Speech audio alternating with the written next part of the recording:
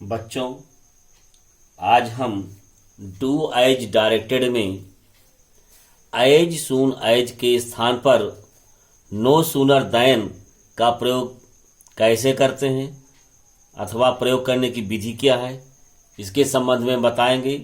सभी परीक्षाओं में, तिमाही का पेपर हो, छमाही का पेपर हो, वार्षिक पेपर हो अथवा और कोई भी पेपर देने जाते हो, उसमें एज सून एज के स्थान पर नो सूनर दैन का प्रयोग करने के लिए प्रश्न आते हैं।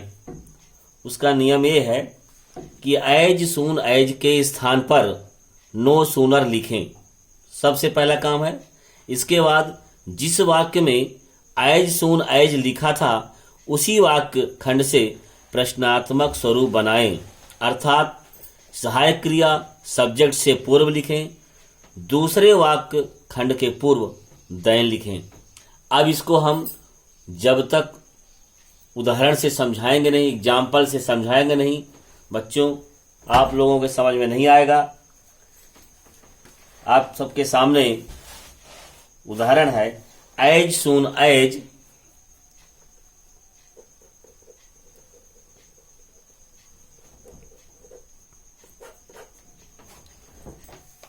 एग्जाम्पल पहला है एज सून एज ही went out, he went out,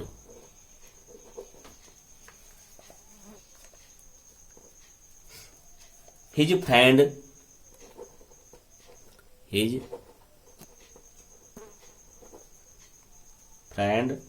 came in.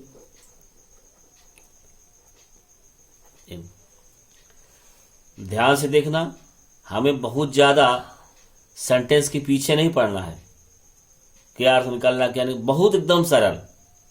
अब जैसा नियम में हम बताए थे उसी तरह प्रयास करो कि सबसे पहले क्या लिखना है, एज सून एज के स्थान पर नो सूनर। क्या करेंगे, नो सूनर, ये एज सून एज के स्थान पर नो सूनर हो गया। अब इस वाक्य को ही वेंट आउट है जो लिखा है, इसको हम प्रश्नात्मक में बदलेंगे। अब यह ध्यान दो, यह कौन सा सेंटेंस है, यहां पर यह है पास्ट का, he went, go went second form लगा है, तो ये अफर्मेटिव में, पास्ट इंडेफिनिट के अफर्मेटिव में सेकंड फॉर्म लगता है। इसको हम क्या करेंगे, प्रश्नात्मक में बदलेंगे। जब प्रश्नात्मक बदलेंगे तो इसमें डिड हेल्पिंग वर्ब होती है, तो क्या आ जाएगा, डिड ही। अब जब निगेटिव और पास्ट के इंडेफिनिट के निगेटिव और इंट्रोगेटिव में जब सेंटेंस हो जाता है तो उसमें वर्ब का सेकंड फॉर्म नहीं लगता, पहला लगता है। तो गो से वेंट बना था तो गो आउट। अब इसके बाद यहां से दूसरा वाक्य जब शुरू होता है तो यहां लिखा है देन, इसके बाद लिखेंगे then his friend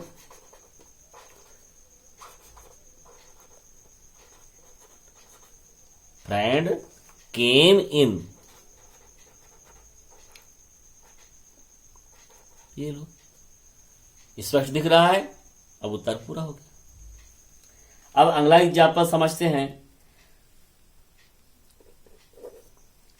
as soon as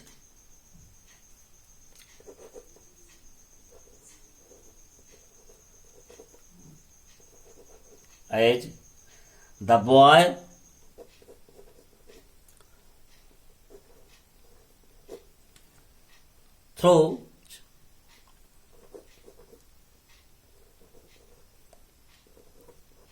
throws the ball,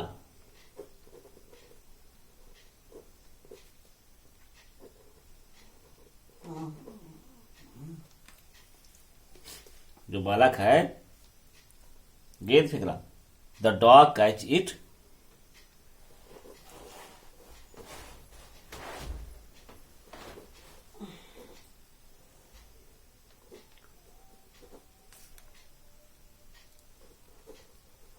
catches it. अब ध्यान दो, इसमें भी वही नियम लगेगा। सबसे पहले हम इसको क्या करेंगे, एज सून एज के स्थान पर नो सूनर लिख दें। ये लो,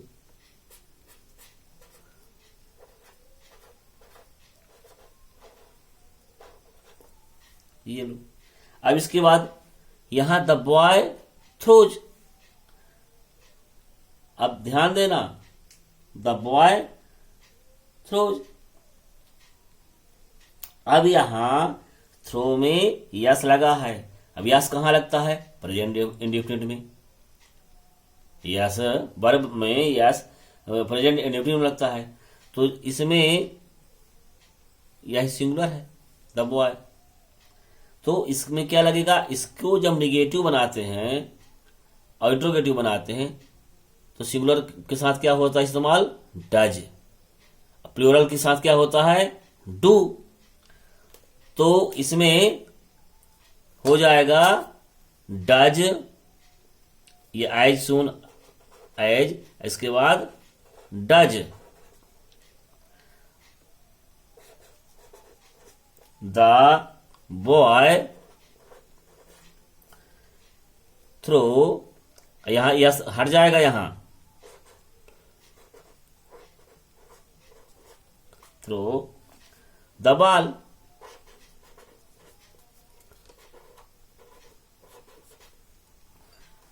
अब यहां से दूसरा वाक्य शुरू होता है, इसके पहले लगा देंगे देन। द डॉग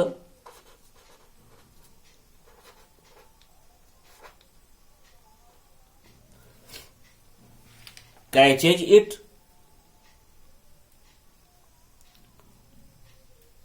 यहां भी नीचे से लिखे देते हैं CATCHES, कैचे इट। अब तीसरा सेंटेंस है,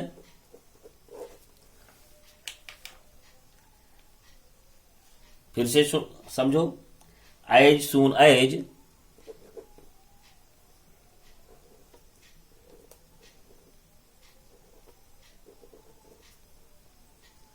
आई रीच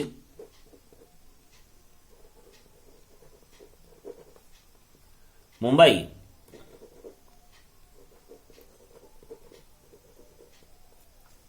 आई शैल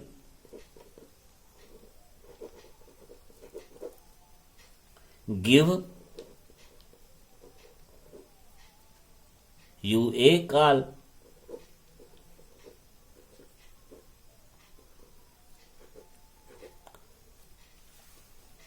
अब ध्यान दो, इसमें भी हमें बहुत ज्यादा सेंटेंस के पीछे नहीं भागना, लेकिन इतना जरूर ध्यान देना है कि यह कौन सा टेंस है, इसको प्रश्नात्मक कैसे बनाएं, प्रश्नात्मक स्वरूप बनाएं। सब्जेक्ट के पहले हेल्प के पूर्व सहायक क्रिया लिखें। तो ये इसमें पहले क्या करेंगे, no sooner, no sooner.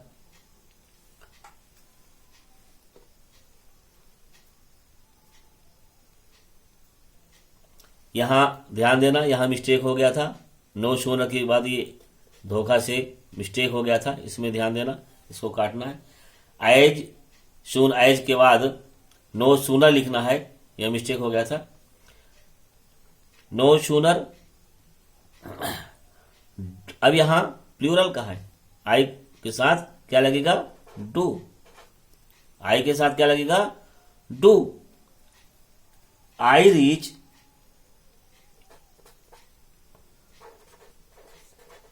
Reach माने पहुंचना होता है, मुंबई।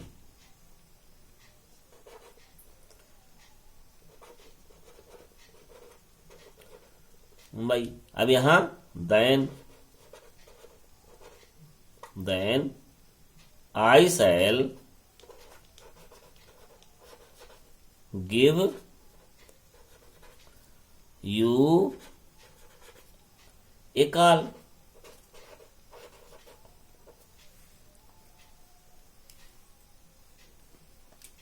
ये चौथा एग्जाम्पल है।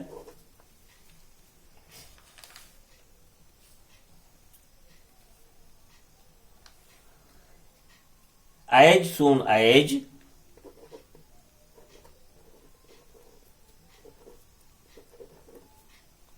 I took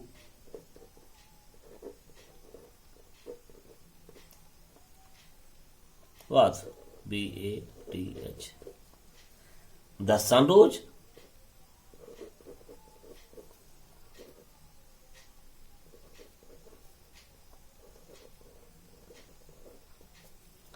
अब ध्यान देना इसको। तो इसे आई सून आइज की जगह में क्या लिख देंगे? No sooner. No sooner.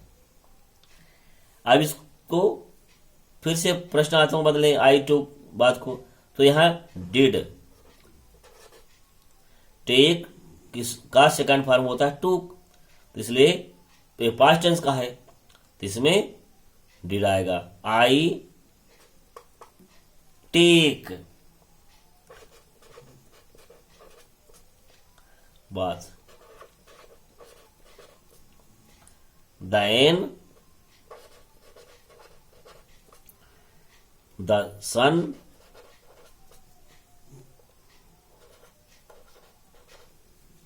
rose.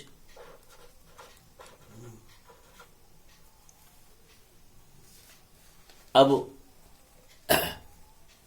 यह एज सून एज आपको समझ में आ गया होगा। आगे की वीडियो पाने के लिए और डू एज डायरेक्टेड में पूर्ण सहयोग हमसे लेने के लिए हमारे चैनल को सब्सक्राइब करें और दोस्तों पर शेयर करें, जिससे परीक्षा में आसानी हो। Good bye.